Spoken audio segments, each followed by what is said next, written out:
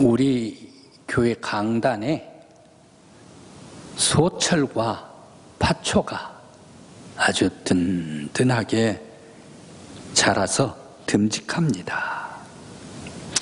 두 권사님들께서 교회 강단이 허전하기 때문에 나무가 있어야 할 것이 있는 것이 좋을 것 같습니다 라고 해서 한 권사님께서는 아드님이 직장 취업을 해서 기념으로 파초를 올려주셨고, 또한 권사님께서는 바다 배의 조업에 복을 베풀어 주심을 감사를 드립니다 라고 하면서 생화 2그릇씩 하나님께 드려 강단에 예쁘게 강단을 꾸몄습니다.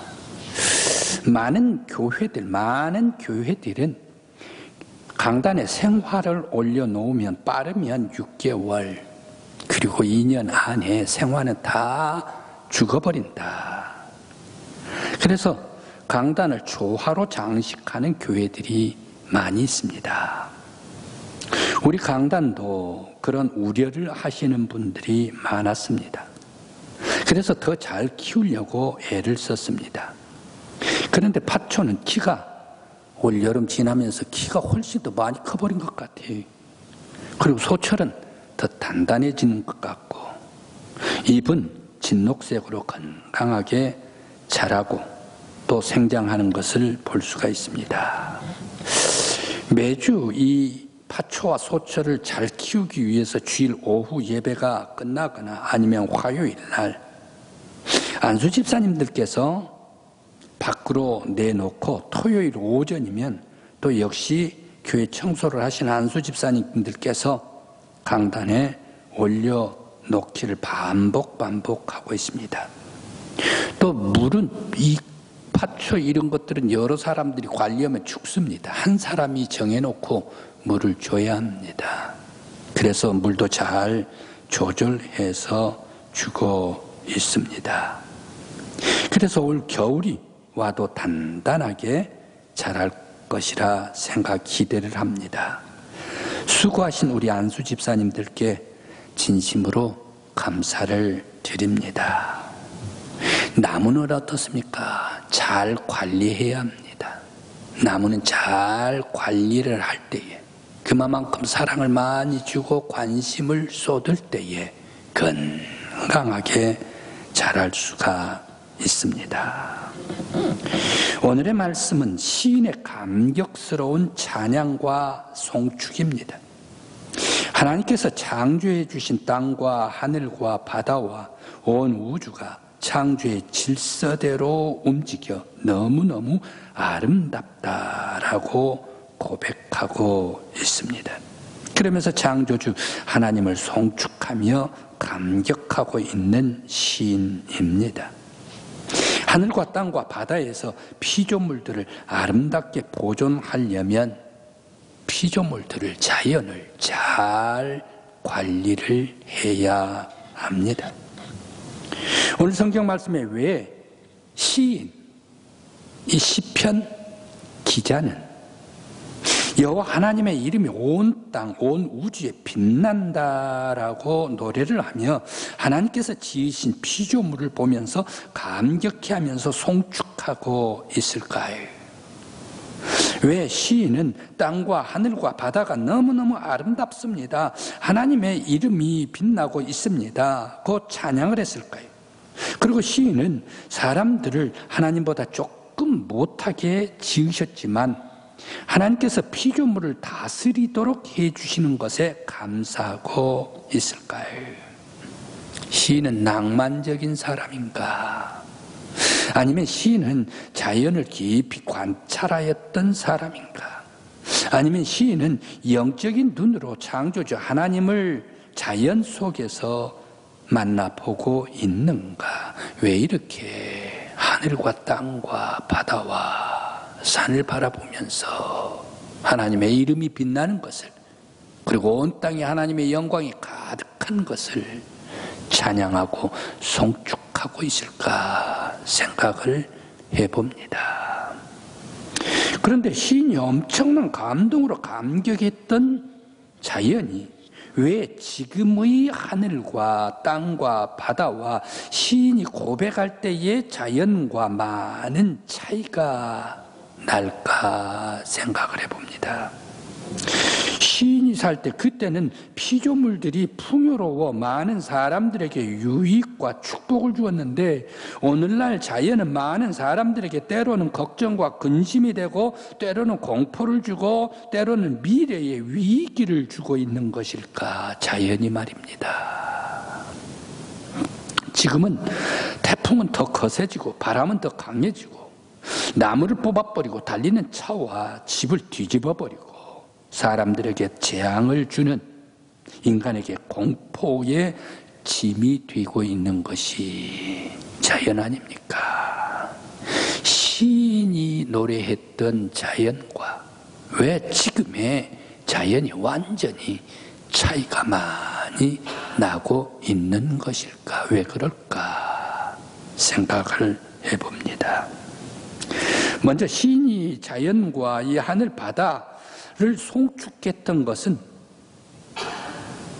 시인은 하나님께서 지으신 피조물이 너무 아름답고 피조물에게서 하나님의 빛과 영광을 보며 하나님께 송축을 했습니다. 하나님이 지으신 피조물이 질서 있게 창조의 목적에 따라 운행하는 것을 보고 창조주 하나님의 능력에 감격해서 찬양을 했습니다. 사람은 자연에게 압도당하지만 하나님은 피조물과 온 우주를 통치하시는 것을 보고 시인은 하나님께 송축을 하였습니다. 우리가 살고 있는 지구와 자연도 하나님의 창조의 목적을 회복해서 창조주 하나님께 영광 돌리는 피조물이 되기를 간절히 기원합니다. 그런데 시인이 노래한 자연과 우리들의 자연은 왜 차이가 날까? 바로 그것은, 시인의 자연은 하나님 중심으로 하나님의 창조의 목적대로 운행해 하나님의 영광이 가득 차 피조물이 사람에게 유익을 주고, 사람은 피조물을 번성하게 하고 땅에 충만하게 해서 피조물과 자연이, 그리고 또한 사람과 피조물이 서로 윈윈하며 유익을 주었습니다. 사람들이 겸손하게 피조물을 위해 책임을 다할 때에 피조물은 아름답고 풍성해지며 충만해 하나님의 영광이 드러난 자연과 피조물이 되었습니다. 그러나 지금은 인간이 교만해서 피조물을 마음대로, 자기 마음대로, 사람 마음대로 주장하고 인간의 탐욕의 대상으로 여겨서 자연을 착취할 때에 피조물은 인간에게 재앙을 주었습니다. 그러면서 인간들이 피조물을 탐욕의 수단으로 착취할 때에 인간에게 돌아오는 것은, 재앙이 돌아오는 것은 당연한 결과가 되고 말았습니다. 이것을 볼 때에 사람은 자연과 화해하고, 또 사람은 자연 피조물을 도와주고, 사람들은 피조물이 잘 번성하도록, 풍성하도록 늘 도와줘야 합니다. 바로 그때에 피조물과 자연이 우리 사람들을 도와주고 사람들에게 유익을 주게 될 것입니다. 그러면 사람과 자연이 서로 윈윈하는 거예요. 서로 잘 되는 거예요. 바로 이것이 우리들이 지금 이 세상 속에 살아가는 자연과 사람의 화해의 모습이 아니겠는가 생각을 해봅니다.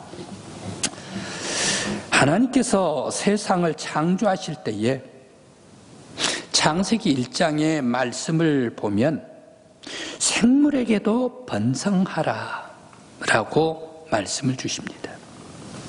그리고 짐승들과 바다의 어족과 새들도 생육하고 번성하고 충만하라. 피조물들도 하나님의 창조의 목적대로 번성하고 충만하기를 원했습니다. 하나님께서 바라셨습니다. 창세기 1장 22절 말씀입니다. 그리고 사람도 번성하고 땅에 충만하고 땅을 정복하고 땅을 다스리기 위해서 하나님의 형상대로 창조해 주시고, 또 사람들에게도 번성하라, 땅에 충만하라, 땅을 정복하라, 땅을 다스리라 라고 말씀을 주셨습니다. 창세기 1장 26절 말씀입니다.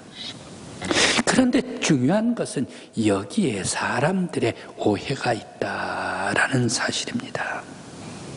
하나님께서 사람들에게 생육하고 번성하며 땅에 충만하라, 그리고 땅을 정복하라, 다스리라 라고 창세기 1장 28절에 말씀을 하니까 사람들은 하나님께서 사람들 손에 칼을 쥐어준 줄 알고 권력을 남용하고 횡포를 했습니다. 그래서 고갈시켜버립니다. 이것이 인간이 하나님의 깊은 뜻을 모르기 때문입니다. 말씀드린 것과 같이 창세기 1장 20절, 22절, 26절, 28절 이 말씀들을 종합해 보면 어떻습니까? 하나님은 모든 피조물들이 다 생육하고 번성하고 충만하게 하기 위해서 창조를 해 주셨습니다.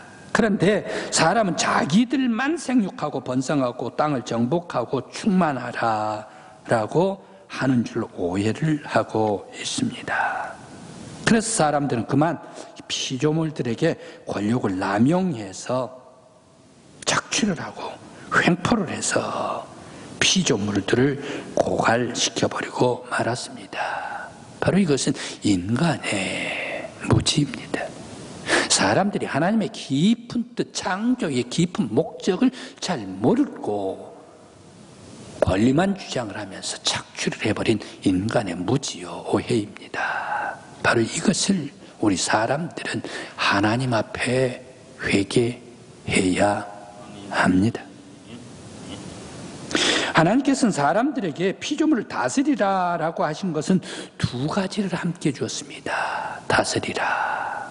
다스리려면 어떻게 해야 돼요? 모든 피조물들을 다 거느릴 수 있는 권력을 줘야 됩니다. 권력을 주셨지요. 또 다스리라라는 얘기 속에는 바로 여기에 또 두 번째 뭐가 있습니까? 모든 피조물들을 잘 가꾸라, 책임 있게 가꾸라. 피조물들을 그들도 생육하고 번성하고 땅에 충만하도록 네가 책임을 다하라. 이 책임도 함께 허락해 주셨습니다. 그래서 피조물을 다스리되 권력을 남용하지 말고 창조주 하나님의 형상을 가지고 피조물들을 하나님의 마음으로 바라보면서 사랑하여 그들도 번성하고 땅에 충만하도록 책임 있게 다스리라. 그런데 사람은 책임을 모르고 권리만 횡포만 하고 행사를 해버렸습니다. 인간이 교만해서 창조의 목적은 잊어버리고 사람 중심으로 권력만 남용했기 때문에 피조물들이 고갈되어버리고 말았습니다. 인간들은 권리로 피조물들에게 횡포를 부리기 전에 책임과 의무를 사랑으로 다해야 할 줄 믿습니다. 피조물들이 번성하고 충만하고 풍요로워지도록 사람들은 책임을 다하고 있습니다. 다해야 합니다.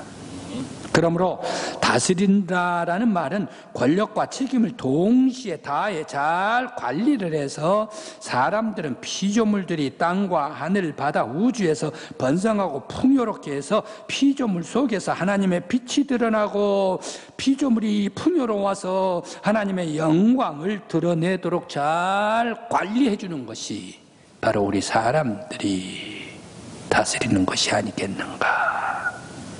우리 여러분들 피조물에 대해서, 자연에 대해서 지금까지 내가 했던 것은 뭡니까? 밟아버리고 없애버리고 찍어버리고 그런 권리만 주장을 했습니까? 아니면 하나 뽑았으면 둘을 심고, 둘을 뽑았으면 넷을 심고, 그렇게 해서 책임 있게 사랑하면서 잘 관리를 해 주었습니까? 나만 번성하기를 원했습니까? 자연도 피조물도 함께 번성하고 충만하도록 책임을 다했습니까? 우리들은 잘 가꿔야 합니다. 나에게 다스리라 라고 맡겨주신 이 피조물과 자연을 잘 가꿔야 할 줄 믿습니다.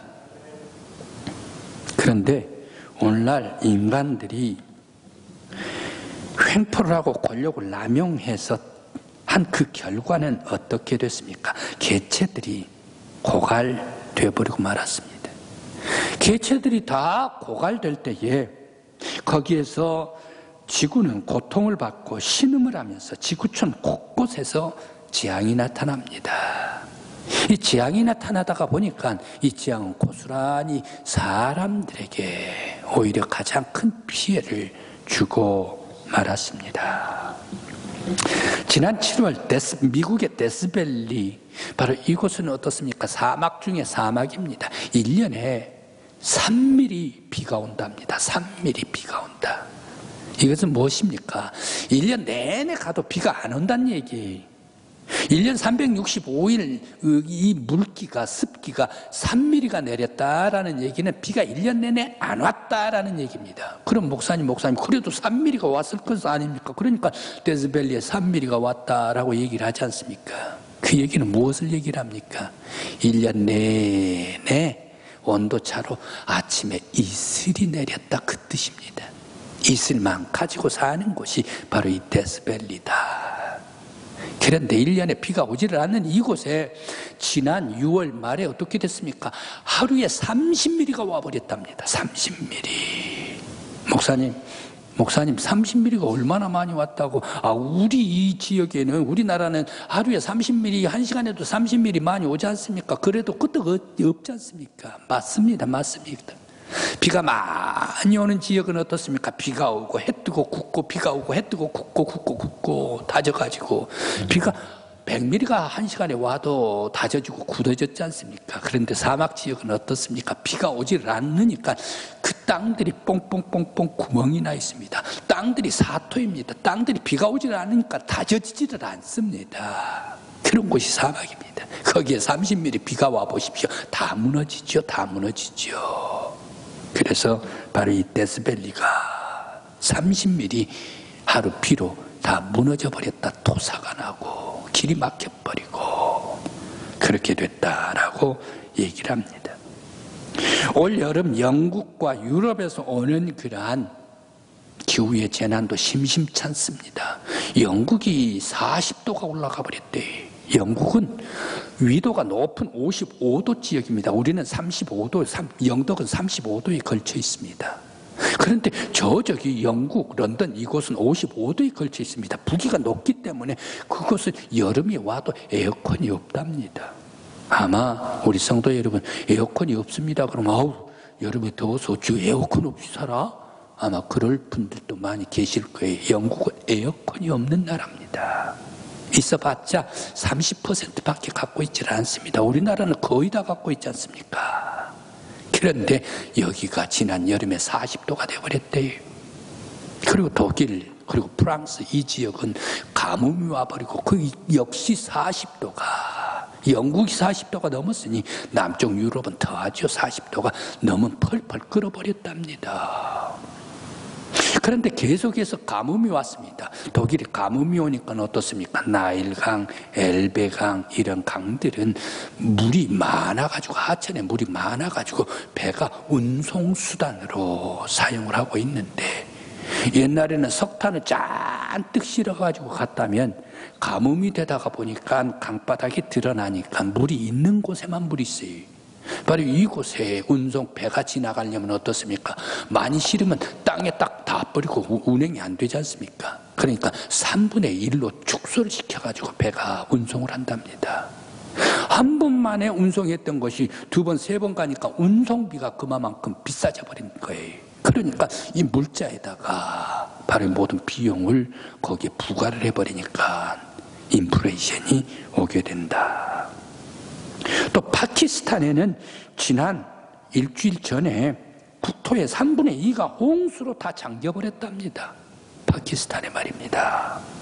그런데 웬 이 홍수가 돌고 돌아서 파키스탄한테만 전부 다 홍수로 내때려버려 국토의 3분의 2가 다 물속으로 가라앉아 버렸나, 홍수가 났나. 영국, 미국, 유럽 이런 쪽에서 가뭄이 오니까 그 비들이 다 어디로 몰려가 있습니까? 파키스탄에 몰려가 버렸습니까? 그래서 이 비가 어디서 왔나 이렇게 얘기를 한답니다. 또 올해 중국 장강이 가뭄이 들고, 작년에는 장강에 사천댐이 홍수가 나가지고 저게 댐이 무너진다 이럴 때가 작년 6월 아니었습니까? 그런데 올해는 거꾸로 가뭄이 들어버렸습니다. 또 일본은 어떻습니까? 계속되는 화산, 지진, 화산이 나면서도 지진이 흔들리면서도, 그러면서 홍수가 지나가면서 하루 1시간에 300mm가 와버렸답니다. 바로 이 1시간에 100mm만 와도 우리나라 모든 곳은 다 침수가 돼버려 홍수납니다. 1시간에 100mm가 오면 말입니다. 그런데 일본은 1시간에 300mm가 쏟아져 버렸더니 아무리 홍수 조절을 잘해도 일본은 어떻습니까? 홍수 날 수밖에 없는 거예요. 그냥 양동이로 쏟아버리는 게 아니라 드럼통으로 쏟아버리니까 홍수가 날 수밖에 없는 것이 아니겠는가. 일본입니다. 그런데 또 몽골의 고비 사막과 아프리카 사하라 사막, 그리고 아랄해, 이곳은 어떻습니까? 점점 사막화가 된답니다. 사막이 넓어진답니다. 우리나라 사람이 몽골에서 황사 현상이 발원되고 중국 타클라마칸 사막에서 이 황사 현상이 발원한다. 그러니까 우리가 가서 나무를 심어줄게요 했더니 몽골은 어서 오십시오라고 했는데 중국은 아니다, 한국선 필요 없다 해가지고 놔둬버려요. 왜 황사 현상이 우리나라가 같다는 얘기냐. 중국은 대국이라 뻐기는 그런 소국이다라고 무시보는 그런 경향이 있어요. 그래 우리가 가서 심어주겠습니다. 아니다, 황사는 우리나라에서 바라는 거 아니다 라고 시침이 딱 떼버린 게가 중국입니다. 그래서 점점 이 사막이 넓어지고 있다, 고갈되고 있다. 지구촌이 말입니다. 다 들어가고 있다. 호주가 작년에 이 불이 나가지고 6개월 동안 비가 오지를 않아서 6개월 동안 고스란히 바로 이 천정 지역이 타버리고 말았지 않습니까? 고갈되고 있습니다. 그러면서 지구온난화는 수만 년을 지나면서 겨우 1도 올라간답니다. 10,000년을 지나면서 1도 정도 오를까 말까. 그런데 1740년 산업혁명이 영국부터 시작을 해가지고 산업혁명이 오니까 어떻습니까? 거기 대량 생산이 되지 않습니까? 석탄을 캐지 않습니까? 물자가 많이 오게 되니까 편리해지지 않습니까? 그러면서 사람이 대량 생산을 하다 보니까 부자는 더 부자가 되고 하면서 사람들이 탐욕이 있지 않습니까? 더 많이 세계 사람을 상대로 팔려고 하니까 이런 산업혁명이 300년이 겨우 넘어갈까 하는데, 바로 이 300년 내에 1만 년 동안 1도 올라간 지구 온도가 300년 동안 1.2도가 올라가 버렸답니다. 그렇게 해서 앞으로 이 기하급수적으로 더 빠르게 기온이 올라간답니다. 그래서 2035년 이 경우가 되면 또 1도가 올라가고, 목사님 지구촌이 1도가 올라가면 뭘 그리 아주 힘들다고 그러십니까? 그래 지구의 지난 5월의 평균 온도가 0.56도래요. 우리나라는 여름으로 가니까 이제 막 더우려고 하고, 그런데 반대로 극지방이 있어서 거기에 빙하도 있고 하니까 바로 이 평균 온도가 0.56도랍니다. 그런데 바로 여기 점점 지구가 온도가 올라가고 있다. 목사님, 지구 겨우 해봤자 1.2도 올라가고 2도 올라가고 30년 내에 3도 올라가면 뭐가 그리 지구촌이 더워진다고 호들갑입니까? 사람한테 비교해 봅니다.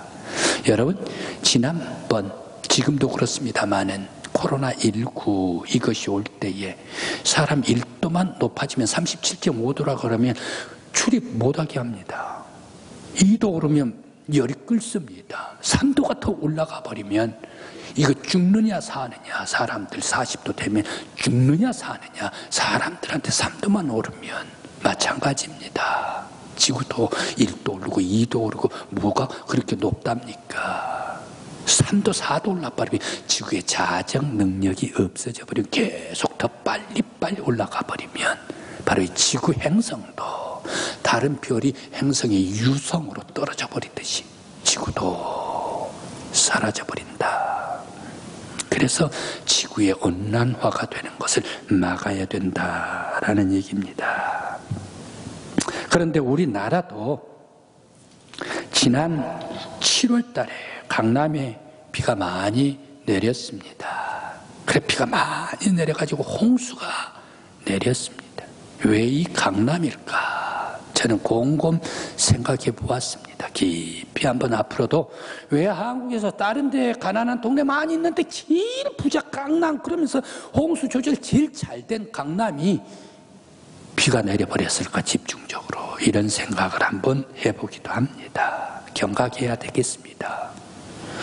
우리나라도 내일이면 제주도로 태풍 12로 흰남노가 들어온답니다. 중심 기압이 950 헥토파스칼. 그러면서 또 이 중심, 이 순간 이 바람 풍속이 저 남쪽에 있을 때는 저 태평양, 북태평양에 있을 때는 초속 80m. 엄청난 거랍니다. 이게 있을 수 없는 거랍니다. 그러면서 평균 이 강풍 세기가 초속 50m. 이 지금까지 들어오질 않는 그러면서 또 이 태풍 중심에서 반경이 지금 450km.